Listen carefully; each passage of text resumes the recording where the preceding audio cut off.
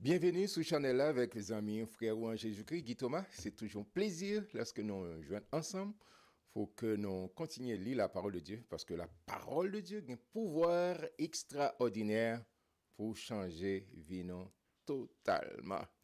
C'est ça que je suis content parce qu'on abonné, on partagé et link là, on met ton pouce, on like. Merci déjà, merci de faire la route avec nous parce que chaque jour, constamment, ou lire la parole de Dieu ensemble avec amis par là en Jésus-Christ. Je m'invite à joindre avec dans un mot de prière en mode de Seigneur pour le capable d'éclairer nous pour le Saint-Esprit et permettre nous saisir, comprendre exactement ce qu'a dit dans le livre ça, le manuel du fabricant. Père très saint Jésus-Christ, nous bon gloire, nous bon louange, nous bon adoration, au même seul mérité. Merci pour la Bible, la parole inspirante qui ouvre les yeux non pour ce nouveau numéro. Mando aider nous, éclairer nous, Seigneur. Merci, précieux Saint-Esprit, toi l'auteur de ce livre, et de nous comprendre, et de nous saisir et appliquer ce qu'a dit dans la parole ça. Fais-nous grâce. Permettre que chaque petit garçon, cap garde ou bien cap tendez, arrive comprendre et saisir ce qu'on voulait enseigner nous pour cette nouvelle édition. C'est là notre humble prière à toi, Père, par Jésus que notre Sauveur. C'est là cap vive et cap règne au siècle des siècles. Amen, amen, amen. On avance avec chapitre 15 dans Actes des Apôtres. Côté, il y a une grosse discussion dans l'église d'Antioche concernant la loi et la loi cérémonielle de Moïse et surtout avec les païens qui embrassaient le christianisme. C'est ça, nous avons une grosse conférence qu'a faite et qui était Jérusalem, c'était centre du monde, surtout dans le domaine religieux. Et chapitre 15. Quelques hommes venus de la Judée enseignaient les frères en disant: si vous n'êtes circoncis selon le rite de Moïse, vous ne pouvez être sauvés. Ça, vous connaissez pas, vrai? Et nous sauvés par la grâce, par le moyen de la foi. C'est grâce. C'est pas force, capacité, œuvre. Non, non, non. C'est pas ça que sauver. Et c'est ça le christianisme. C'est ça, plus tard, Paul va l'expliquer dans Éphésiens. C'est par la grâce que nous sommes sauvés, par le moyen de la foi. La grâce est offerte à tout le monde. Et comment devons-nous répondre? C'est en mettant notre confiance, notre foi en Jésus-Christ. Et monsieur dit, c'est rite. Non, non, non. Il dit, non, non. Ça va pas qu'à sauver. C'est pas les œuvres. Et quelle que soit la quantité, l'aura été qu'à observer, sur autant de youn ou transgresser tout.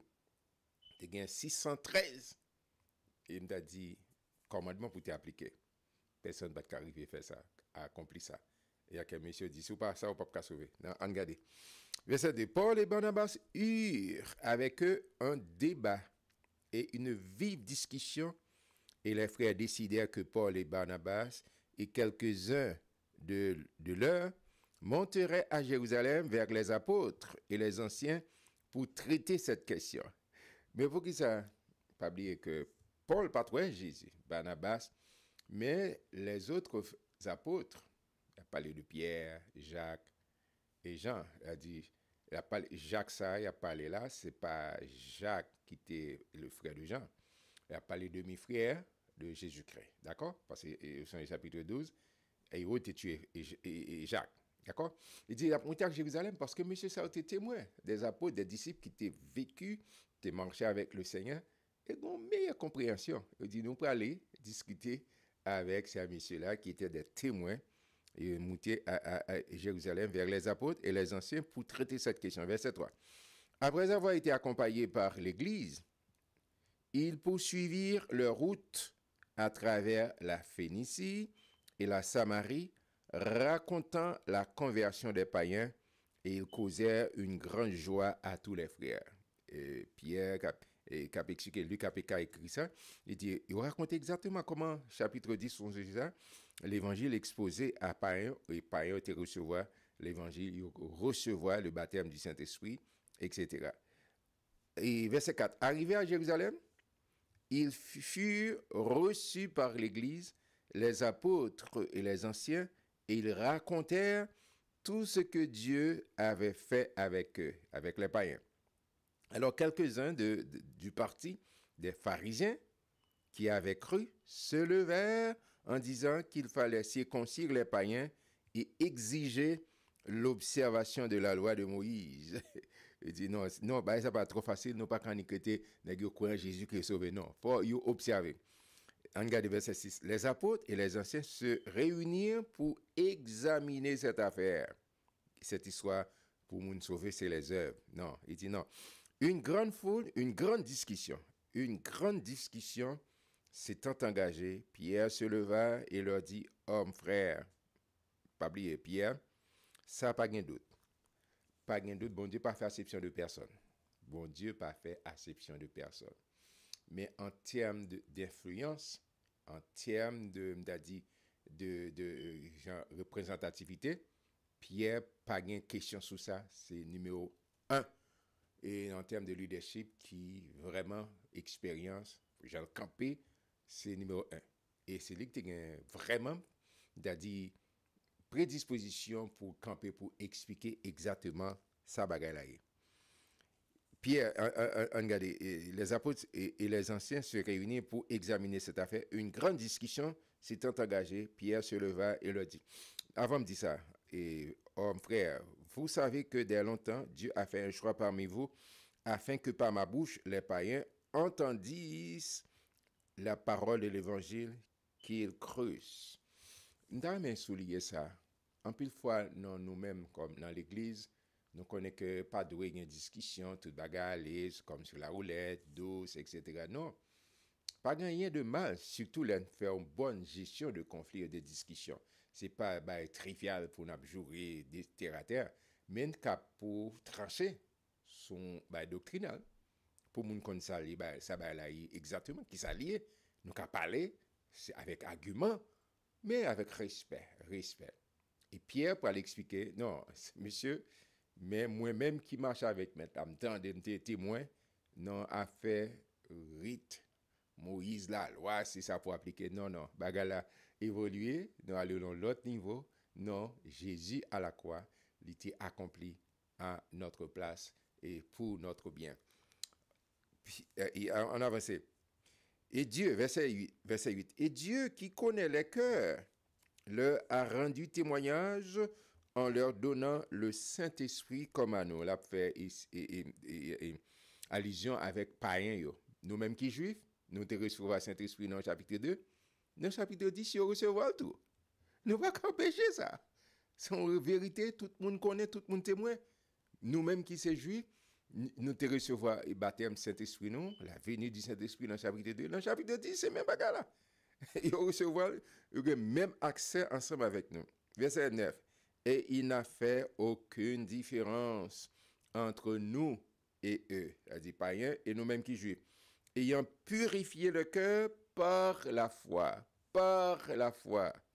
Mais maintenant donc, pourquoi tentez-vous Dieu en mettant sur le cou des disciples un joug que ni nos pères, ni nos pères, ni nous n'avons pu porter?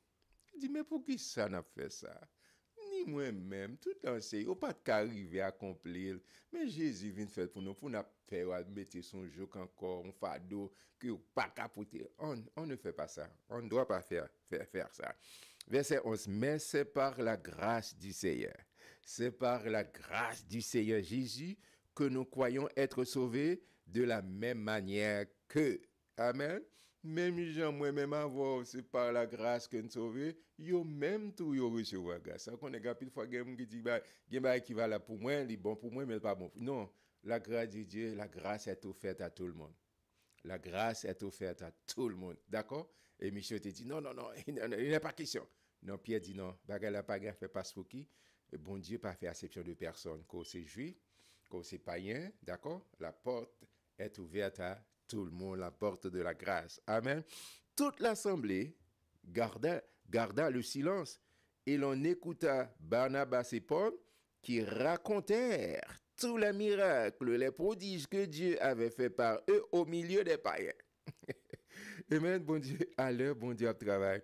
Lorsqu'ils eurent cessé de parler, Jacques prit la parole. Jacques, Jacques, il parlé, c'est pas le frère Jean, c'est le demi-frère de Jésus qui vient un peu plus tard, leader principal, Jodiane Tarélé, et pasteur titulaire de l'église de Jérusalem. Méga church. C'est Jacques ça qui écrit Épître de Jacques que nous jouons dans fin et Nouveau Testament. Ok? Jacques prit la parole et dit, homme, frère, écoutez-moi. Simon, la parlé Pierre, a raconté comment Dieu a d'abord jeté les regards sur les païens pour choisir du milieu d'elles un peuple qui porta son nom, la parole de peuple Israël. Et avec cela s'accordaient les paroles des prophètes selon qu'il est écrit, après cela je reviendrai et je relèverai de sa chute la tente de David. Le peuple a passé, il dit, mais bon Dieu, pas oublier peuple. Je réparerai les ruines et je la redresserai afin que le reste des hommes cherche le Seigneur. Amen. Ainsi que toutes les nations sur lesquelles mon nom est invoqué, dit le Seigneur qui fait ces choses et à qui elles sont connues de toute éternité. Je fait des citations de l'Ancien Testament. Ça nous-mêmes, je veux dire, nous les citations et l'Ancien Testament, mais pour eux, c'est Bible, ça a été gagné. Et Jacques fait citation ça. C'est pourquoi je suis d'avis qu'on ne crée pas des difficultés avec ceux des païens qui se convertissent à Dieu. Amen. On ne pas fait discussion, on ne pas non, même accès au gain, c'est même accès parce que c'était prévu, c'était écrit dans le plan de Dieu. Verset 20. Mais qu'on leur écrive de s'abstenir des souillures des idoles, de l'impudicité, des animaux étouffés et du sang, car depuis bien des générations, Moïse a dans chaque ville des gens qui le prêchent, puisqu'on le lit tous les jours de sabbat dans les synagogues. Et pas blessé dans la synagogue, et les pharisiens, et c'est là où tu es toujours rencontré. Verset 22. Alors, il parut bon aux apôtres et aux anciens et à toute l'Église de choisir parmi eux et d'envoyer à Antioche avec Paul et Barnabas, Jude appelé Barsabas et Silas, hommes considérés entre les frères. Ils les chargèrent d'une lettre ainsi conçue. On va lire la lettre. Les apôtres, les anciens et les frères et aux frères d'entre les païens qui sont à Antioche, en Syrie et en Cilicie, salut. Voici la lecture de la lettre. Ayant appris que quelques hommes partis de chez nous et auxquels nous n'avions donné aucun ordre, vous ont troublé par le discours et ont ébranlé vos âmes. On a parlé de qui travaillent, les apôtres qui a fait. Nous avons jugé à propos, après nous être réunis tous ensemble, de choisir des délégués et de vous les envoyer avec nos bien-aimés, Barnabas et Paul, ces hommes qui ont exposé leur vie pour le nom de notre Seigneur Jésus-Christ. Barnabas et Paul. Et le fait que tu as proclamé l'évangile, il y a une persécution. Ils ont bravé tout danger pour continuer à prêcher l'évangile. Verset 27, toujours, c'est la lecture de la lettre. Nous avons donc envoyé Jude et Silas, qui vous annonceront de leur bouche les mêmes choses. Car il parut, attendez ça, car il a paru bon au Saint-Esprit et à nous de ne vous imposer d'autre charge que ce qui est nécessaire. Songez ça, car il parut, c'est bon sens, un esprit de discernement. D'accord? Verset 29, savoir de vous abstenir des viandes sacrifiées aux idoles, du sang des animaux étouffés et de l'impudicité, choses contre lesquelles vous vous trouverez bien de vous tenir en garde. Adieu. Amen. Au revoir. Verset 30. Et donc, ayant pris congé de l'Église, allèrent à Antioche, où ils remirent la lettre à la multitude assemblée. Après l'avoir lu, les frères furent réjouis de l'encouragement qu'elle leur apportait. Et c'est important, lorsque des frères, ils ont supporté, ils ont encouragé l'autre, ils étaient réjouis, ils étaient vraiment contents. Jude et Silas, qui étaient eux-mêmes prophètes, les exhortèrent et les fortifiait par plusieurs discours. Au bout de quelque temps, les frères les laissèrent en paix, retourner vers ceux qui les avaient envoyés. Toutefois, Silas trouva bon de rester. Paul et Barnabas demeurèrent à Antioche, enseignant et annonçant avec plusieurs autres la bonne nouvelle de la parole du Seigneur. C'est important lorsque il y a une nouvelle église, c'est des bébés pour que les gens qui ont une maturité rétée pour continuer qui ça fait, il a fait la prédication de la parole, il a fait enseignement pour gagner maturité, pour vraiment solide, pas seulement tilette, mais pour vraiment mature dans la parole. C'est ça, Paul, avec Silas, qui était en Antioche, il a encouragé, il a fait qui ça fait, il a prêché, il a encouragé Paul et Barnabas demeurer en Antioche, enseignant et annonçant avec plusieurs autres la bonne nouvelle de la parole du Seigneur. C'est vraiment important et je suis très fier de vous parce que chaque jour, où avec n'a nourri de la parole de Dieu, n'a regardé qui provision le ciel fait pour nous à travers ce livre. On avance, et verset 36, quelques jours s'écoulèrent, après lesquels Paul dit à Barnabas, retournons visiter les frères dans toutes les villes où nous avons annoncé la parole du Seigneur pour voir en quel état ils sont. Barnabas voulait emmener aussi Jean surnommé Marc qui écrit l'évangile de Marc là. Mais Paul jugea plus convenable de ne pas prendre avec eux celui qui les avait quittés depuis la Pamphylie et qui ne les avait point accompagnés dans leur œuvre. Et Paul dit, ah, mon cher, je ne sais pas c'est une bonne idée, parce que Paul était en persécution, et Jean-Marc, ok? Tu as un voyage que tu pas fait, et puis on mit à chemin. Ma contingent paniqué, il était en persécution, il quittait monsieur, il tournait. Ça qui arrivé, ok? Mais après, il reprenait. Mais Paul dit, non, s'il était quitté dans mi-chemin, ça qui arrive fait encore. Si je n'ai pas une conviction, c'est comme si pas une conviction, une révélation, il ne pas prendre chance. Il est très sceptique. C'est pas gagner de mal dans ça. Et puis bon, ils ont séparé. Jean-Marc tournait et dit non, ne pas prendre monsieur. Ce dissentiment fut assez vif pour être cause qu'ils se séparèrent l'un de l'autre. Pas gagner de mal. Barnabas prit Marc avec lui, s'embarqua pour l'île de Chypre. Paul fit choix de Silas et partirent, recommandés par les frères, à la grâce du Seigneur. Ils parcoururent la Syrie et la Cilicie, fortifiant les églises. Ils ont séparé, Barnabas avec Jean-Marc allé, Paul lui-même il prend Silas, ils ont continué. Et ça qui arrive, il y a des situations qu'on dit haïtien, qu'on dit de coq pas dans le même basco. D'accord? Ça qui arrive. Et puis en beau terme, nous séparer, d'aller notre travail pour le Seigneur. L'évangile pas moins prêché. Paul, Barnabas continue à faire route. Paul avec Silas continue.